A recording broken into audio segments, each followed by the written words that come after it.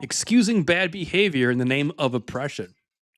So saying someone stole, cheated, or assaulted because they're a product of systemic We racism talked about this. removes moral agency and dehumanizes individuals as victims of fate. It strips people of dignity, agency, Yep. and and going back to the whole responsibility thing. You're just excusing it in the name of something else. I'm a product of X, so I'm going to do Y, Yep. and I'm going to blame it on that. You have no. This is what people, they really think they're doing you a service. These liberal people, liberal blacks, whites, Asians, all the liberal idiots, they come together and they think they're doing you a service when they act as if we're going to help you, or when they're going to make things easier for you, or when they act as if you don't have to be responsible for your own actions. That takes away your agency. The reason, let me explain something to the idiots who might possibly see this channel, even though I know they wouldn't even last this long in the video. You know the reason why you carry around a poop bag for your dog? Because that dog is so dumb, he will walk around and poop on everybody's yard simply because he likes the smell of their yard. That's how dumb a dog is. Do you know why liberals think that you don't need police policies and strong response to criminals? They think that you, especially as a black man, are as dumb as an ape. And that you just go around breaking stuff when you get mad. And we need to just let him have his space to break stuff. Let the ape go ape crap, right? Let the ape go crazy. He'll calm down and tire himself out, and we'll find him in an alley somewhere asleep. And then we'll clean up the mess the ape made. That's what they think of you. We can't shoot the ape. That's what apes do. If you understand the racism, how much unracist, how much actually vindicating, how much respect is it to say, I don't care what background you came from, I expect you to be a man of character, to be a man that has values, to be a man that respects the rule of law, to be a man that has culture, to be a man that respects other people's property. I respect that of you no matter what culture you come from. And because of that respect, I'm going to hold you accountable by law, regardless of who you are. That's a respect thing. Anybody who runs around and wears a helmet and bashes their head in the wall, we have words for those type of people. And I don't believe those are black people. I believe black people can do better. So don't sit up here and call me. People have called me, oh, he's such a coon. How? When I believe black people can be better and we're not living up to our full potential. What's coony about that? What's coony? What's coon-ish about me saying I believe black people are better than what we're presenting and we have purpose? We can do better. How is that me thinking that we are stupid? I don't think so. I think we're putting on an act. And we've been putting on the act long enough, and it's time to stop. We can read the next one. Okay. Silencing critique to avoid respectability politics.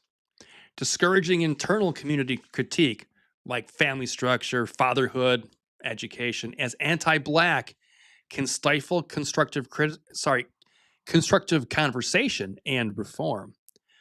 So discouraging community critique about your family structure, having a father, not having a father, and being educated can be labeled as anti-black, and it can stifle constructive conversation and reform, and it just stagnates the culture and provides resistance to necessary improvements. Yes. And this works with anything. If me as an artist weren't able to take any critiques on my work, I would not improve. And that's just common sense. Right. I don't even know why it needs to be said. That's the way that you get better. Yeah. In fact, in my art class, when I went to art college, we would sit around and the teacher would say everybody has to give one critique of the art final.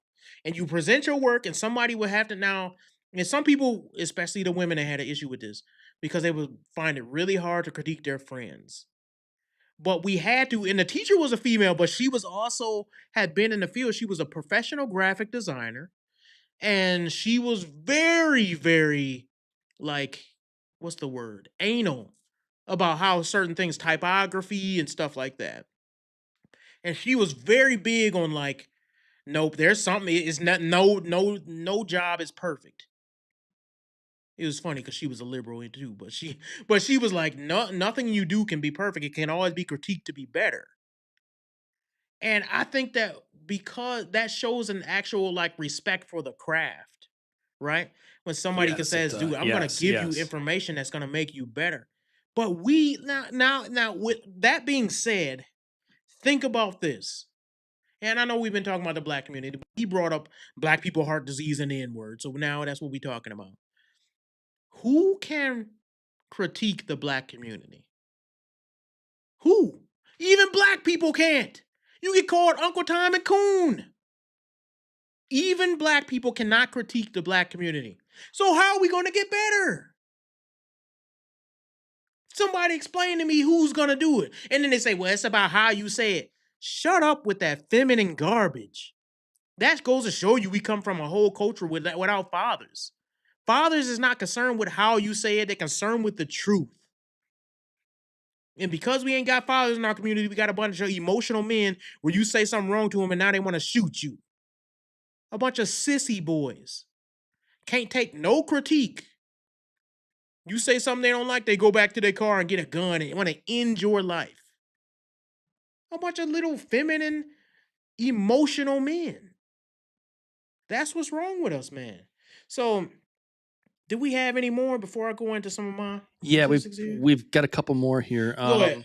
So assuming victimhood is permanent, constantly framing black people as in need of saving instead of empowering them to be agents of change can create dependency rather than resilience. Yeah, it Yes. just creates helplessness. It's Hmm. that mindset, oh, I can't do anything. Yep. And dependency is exactly where liberals, Democrats, the government Hmm. wants you. Yes. If you don't know the difference between Democrats and Republicans, generally it's been shifting a little bit. Democrats want a big government. Republicans want a smaller government. The bigger the government gets, it has to justify itself. One of the ways that it justifies itself is by saying, look at all these people depending on me. If I don't provide it for these people, they're going to die. Their society will crumble. No one will have food. That's exactly what the liberals have been doing to the black community for the last 100 years. They have been saying, straight up, they have been saying, if we don't provide for you, nobody else will. What did Biden say? If you don't vote for me, they'll put y'all back in chains. That's what he said. And then he said, yeah, well, if you don't want to vote for me, you ain't black. You ain't black. As if he get to decide. He thinks he owns you. Seriously, I'm not even joking about this. He and the Democrat Party have no question whether they own you or not. They pull you like a dog with a chain, and you better go. You better go, boy. That's what they saying. Boy, you better come on. It's time to vote here, boy. And you, whoever out there listening, boy, you gonna do what we say here, boy. And you gonna vote Democrat for the rest of your life. And you gonna be happy about it. And you gonna get yourself in that line and then go back to your impoverished home until next year when we need you to vote again. And that's what you better do. And then somebody like me who break away from the plantation, I'm the bad guy. Go get him. Go sick him. Sick him. Right? And that's what makes me mad. It's like I try to get people out of this indoctrination, and now they tell the little dogs to sick me. I dealt with this my whole life. My dad's always been conservative, always been Republican. Brought me up in that same way. I got family members who don't like me. You done deleted me on Facebook. Boo. Oh no, Facebook. They done deleted me on Facebook. Won't invite me to the events. Okay. I'll be over here by myself being right. That's fine. I could care less. I've always told people I'll cut you off with the quickness. You think I don't need no friends. Like that Drake song said, no new friends, no new friends, no new friends, no no no. I don't need any new friends. So I'm cool with that. You got if you're going to be and stand up for what's right, you got to be fine being alone sometime. It is what it is. I got me and my family, and that's it. So let's go. Hey, Mr. Producer, but he's Oh, family too. right. Hmm. So what's the next point? I don't know if we hit all of them because I wasn't really Um, counting. yeah. So I think we're up to 8. Yep. Manipulating data to avoid disparity. So changing testing metrics, Yep. like on an SAT or standards for math, to reduce racial gaps. Doesn't address the real educational inequalities, it Nope. hides them. So it creates fewer real world skills, lowers competitiveness, and creates false confidence. Yeah, Absolutely, it does. yeah. Because what will happen is, and nobody talks about this enough, because of affirmative action and them trying to actually increase the population of blacks that they allow into college, what happens to the black people who actually got pushed into going to college that actually didn't deserve to be there, but got a grant or some type of way to get in that other people did not have the luxury of getting? They actually drop out within like the first semester. Look statistically, I wish I would have looked this up because I'm big on statistics. All the statistics come from our research. When you look at that, most people that don't deserve there end up dropping out in the first semester. So you didn't do them any good anyway. By getting them into a college that's actually going to push them and actually going to test them, and they didn't deserve that spot. They're just going to drop out, and you wasted all that time. They could have been going into trades or something that they should have been doing, and you're sitting there trying to push them to say, look how inclusive and diverse our college campus is. We have Jamal, Tyrone, and Boo JJ. They shot up the dorm room yesterday, but it wasn't their fault. The gun did it. That's what they want you to think. We can go. We got the last one? Yeah. So the last one is political paternalism. So assuming that Black Americans must support one political view or are too oppressed to participate in ID based voting Yep. or civic engagement is deeply condescending. Very condescending. I'll be often thinking, maybe this is just me, Mr. Yeah. Producer, but because I mean, like you're not black, you're white, I'm black. Hmm. I often think, am I the only one that hears how condescending these people are? It's you're not alone. You are not Do you ever alone. look at it like as a white man and look and be like, "Yeah, I can't believe these people said that about black folk and black, like when they was like, well, Right. they're not smart enough to get IDs. You can't expect them to get IDs to vote. They don't even have IDs. Some of them can't even get around." That's what they were saying. Right. It's almost as if it's the well, they can't help themselves. Yes. It's like so and it's that air of superiority that only we can fix this. Only we can do Only things we like can do have things. Right. IDs and Right. learn how to Mhm. work a computer Right. and get to places on time. And only we Right. can do anything that will help these poor animals. I, And that oftentimes is what that view is. yes. Is that it's that they're trying to show empathy, Yes. what they think is empathy, but they're actually creating low expectations. Here's the thing. And when you show empathy at the wrong time and place, you're showing how little you think of people. It's a reason why when they tell you when you're dealing with somebody in a wheelchair, if they don't need help, don't help them. Like if they can get around, they want to have their own, what's the word? Like agency. They Yes. want to be, you Mhm. won't just come behind a dude in a wheelchair and Mhm. just start pushing him Right. because he's disabled. Right. Because he's like, dude, I've been in a wheelchair all my life, or for most of my life. I know how to get around. Well, with black people, they do that anyway. It's like, we're going to help you along whether you like it or not. I've had a white liberal, no lie, tell me, you just don't know that you're oppressed. What? Yes. They debated with me and told me, well, you're oppressed whether you like it or not. And I'm like, who's oppressing me? You're white. Well, in some cases. Well, I don't know how to even engage with how condescending that is. To say no matter what Yeah. you do, you will be below me. Oh, here we go. We've got a comment here. Cosmopolitan liberals think of blacks as pets. And when a Yep. black goes conservative, it's remarkable how similar these liberals treat them like a doggy that just on the carpet. That is 100% true. 100% true. The most racist things that I've ever heard in my life were from white liberals. Mhm. And I'm not lying. I've been called the N-word. I've been called Uncle Tom. I've been called coon. I've been called a traitor to my own race. I remember the white liberal lady who looked me in the face and said it. They don't think they can be racist, so they think Oh, that they can say right. whatever. They have the Right. liberty to say whatever. Mhm. You when you tell if you oh my gosh, I could spend it forever on this.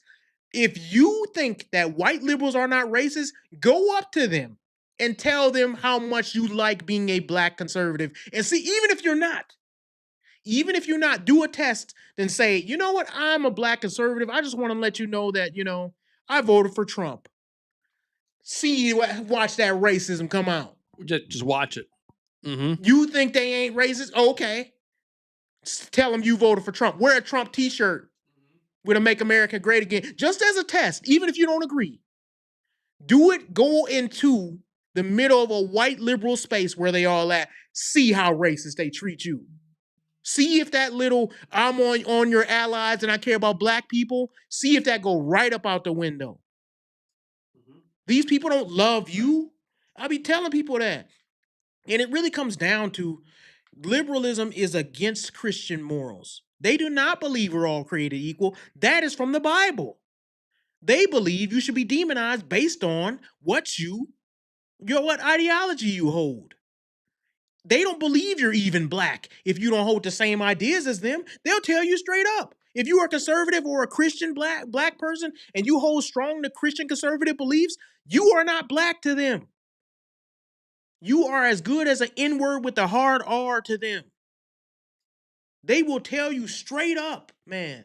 And people don't be believing that till the only people that do know this is the people who have switched over. The people who go from liberal thinking, oh, these people just love me. And then they actually be like, you know what? I learned a little bit more and I'm conservative now, man. I got my first check in the mail and they took all this money out and I started looking into conservatism, looking into Donald Trump, and now I kind of changed my mind. And then they try to go back with them liberal friends. Oh my Oh, gosh. yeah. Yeah. You will have a rude awakening. You think they love you? Good luck. Good luck. They're That's when the hate comes out. yes. How can you possibly think that way? Yes. Like you're a lesser of a person because you're thinking for yourself. Or even the idea of, wait a second, we didn't tell you you could think Right. like that. We didn't let you do this. We didn't. Where'd you get that Right. permission from? The Mhm. master never said you could think like that. Right. You got to think like us. Yes, you better. You better. Or you will be ostracized and we will take everything from you. If we will try to take everything, they'll try to take your job from you. They'll try to find out where you want to work at in the future and contact them so you never get a job. What type of mental slavery is that? So if you don't think the way they do, you can never survive? They don't even want you to eat? If that's not slavery, what is? So I don't know, man. These people just be angering me. The N-word causes heart disease. That's what motivated us to look up all these Yeah. stats. Yeah. Here, let me. Hmm? I think I had some Bible verses too. Romans 14. Yep. If you want to pull Yep. that one up. Here we go. Yeah. Mm. So then each of us will give an account of himself to God. Paul reminds believers that they must take responsibility for their actions as each person will personally answer to God. Yes, I pulled that one section of that verse. It's so important, even though it's short. It's talking about how each of us will give account. When you come before God, He's not gonna ask, well, I mean, I know you stole stuff, and it says thou shalt not steal in the Ten Commandments, but keep it between me and you, brother. Were you oppressed? He's not gonna have that conversation. Did you steal or not? Each one will give account for his own actions, Hmm. not what somebody else Hmm. made him do. He done made me mad. Can't nobody make you mad. You choose to be mad. Can't nobody make you steal. You chose to steal. Can't nobody make you be a thug. The thug life chose me. You chose to be an idiot. Don't blame it on nobody else. That's why I hate this blame whitey ideology, and I hate the blame Jew ideology too. Stop blaming people for your own actions. Nobody is stronger than them, just is stronger than you unless you let them be. And if they are stronger than you, get stronger. The next verse, Proverbs 28. There we go. Whoever conceals his transgressions will not prosper, but he who confesses and forsakes them will obtain mercy. This Absolutely. highlights the importance of admitting wrongdoing and taking responsibility as a path to mercy and restoration. How can we get better as a community if we don't confess our sins one another and actually take accountability? How do we expect Right. mercy from God? You ever wonder when we look at our community, you see all this violence, little kids dying, people getting just offed left and right by gun violence and all this stuff. And then you people, I see these marches where these people, mothers are crying in the street saying, "Why won't God have mercy on us?" This is why. This is why. He says it in the verse. You got to confess your sins and humble yourself before God to have mercy. He don't just have mercy on you because he feels sorry for you. You have to confess, admit to your transgressions. And we haven't done that. We always blaming somebody else. Next verse, James 1. Do we have that one? Yeah, we do. But be doers of the word and not hearers only, deceiving Deceiving your own yourselves. Yes. selves. This calls for active obedience, taking responsibility. That's the common thing here, taking responsibility, not just to hear God's word, but to also live it out. Absolutely. Be ye doers of the word and not hearers only, which deceives your own self. Here's the thing, and this, I could speak on this forever, but I won't because we got to go to our next segment. The black community is known for our churches being these jump up and down, charismatic, doing backflip type churches. And that's all we do. We love the rah rah flamboyant singing in the choir. My nephew gay up in the choir singing with a dress on. We don't mind as long as he can sing. Ooh, he's singing, girl. He's singing. Ooh, he got soul. But we don't care about your life.